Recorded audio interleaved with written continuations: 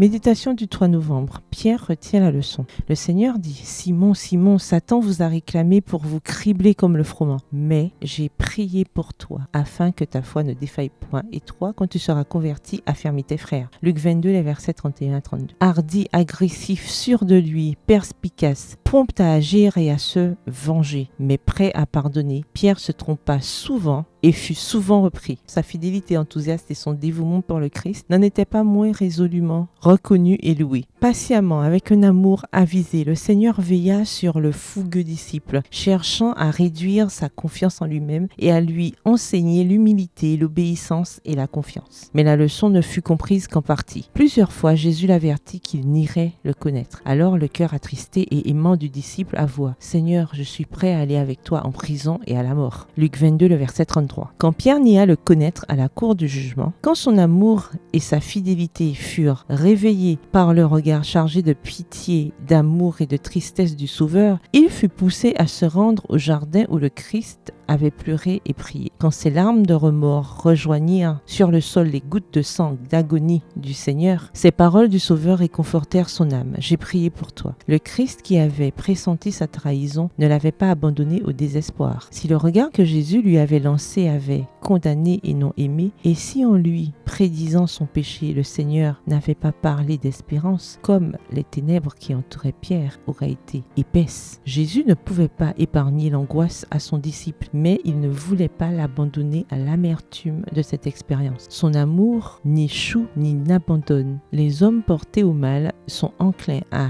traiter très sévèrement leurs frères lorsqu'ils sont tentés et ceux qui commettent des fautes. Ils ne peuvent pas lire dans les cœurs et n'en connaissent ni les luttes ni les souffrances. Ils doivent apprendre à reprendre son amour, à blesser pour guérir et à avertir avec des paroles d'espoir. La transformation de Pierre était un miracle de l'amour divin. C'est une leçon de vie pour tous ceux qui veulent marcher sur les pas du Maître des Maîtres. Citation du livre Éducation, chapitre 9, aux pages 80 à 82. Bonne soirée, que l'Éternel vous bénisse.